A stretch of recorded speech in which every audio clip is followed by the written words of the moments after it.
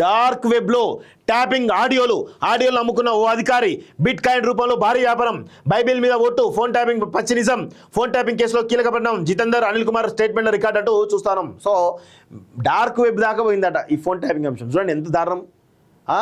So రాష్ట్రంలో phone tapping వ్యవహారం రోజుకో మలుపు తిరుగుతూ సంచలనం సృష్టిస్తుంది.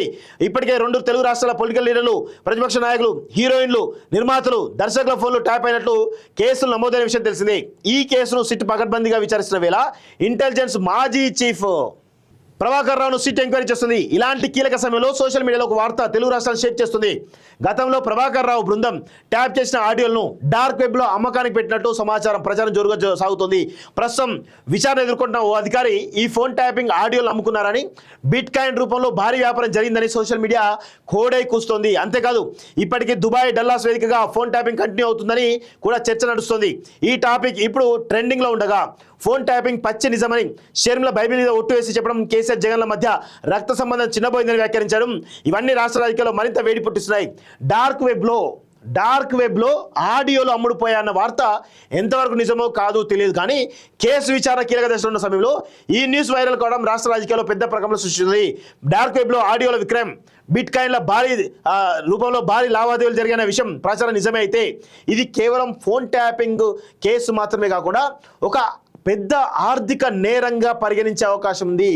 దుబాయ్, డల్లాస్ నుంచి కూడా ట్యాపింగ్ కొనసాగుతున్న వార్తలు ఈ నెట్వర్క్ ఎంత పెద్దదో, ఎంత లోతుగా పాతుకుపోయిందో తెలియజేస్తున్నాయి.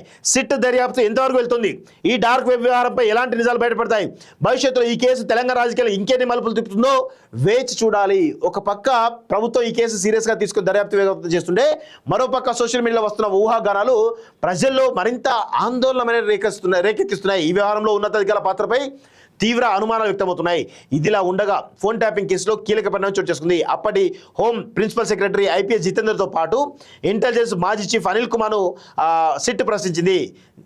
అదే బైబిల్ మీద ఒట్టంటూ చూస్తా ఉన్నాం. సో మొత్తానికైతే ఎంత దారుణం అంటే ఈ ఫోన్ ట్యాపింగ్ వ్యవహారం ఎక్కడ చిరికి పెద్ద ఎత్తున తయారైంది.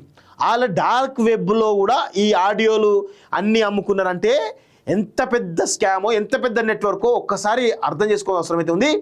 కేటీఆర్ ఇలాంటి టెక్నాలజీ కంప్లీట్గా కేటీఆర్ దల్ నడుస్తుంది. కేటీఆర్ను బహిరంగంగా ఉరిదీయాలని చెప్పేసి ఈరోజు డిమాండ్ చేస్తూ ఉన్నాం మేము. అమరవీరుల స్థూపం బహిరంగ ఉరిదీయాలి. రేవంత్ రెడ్డి ఆ పని చేస్తాడా? ఎంత దుర్మార్గంగా ఉన్నారో ఒక్కసారి ఆలోచించుకోవాల్సిన అవసరం ఉంది. ఆ హీరోయిన్లను, వీళ్ళందరినీ కూడా వాళ్ళ ఫోన్ ట్యాప్ చేసి వాళ్ళు బెదిరించి లోపరుచుకున్నారు. వీళ్ళంతా కూడా దొంగలంతా కూడా చాలా చాలా దారుణమైన విషయాలు రోజుకొకటి బయటపడతా ఉన్నాయి. విదేశాల్లో ఉన్నత విద్యను చదువుకోవాలని అనుకుంటున్నారా? అయితే వెంటనే ఫ్లైగ్రాడ్ ఓవర్సీస్ ఎడ్యుకేషన్ కన్సల్టెన్సీని సంప్రదించండి. మీ విదేశీ కలలను సాకారం చేసుకోండి. ఫ్లైగ్రాడ్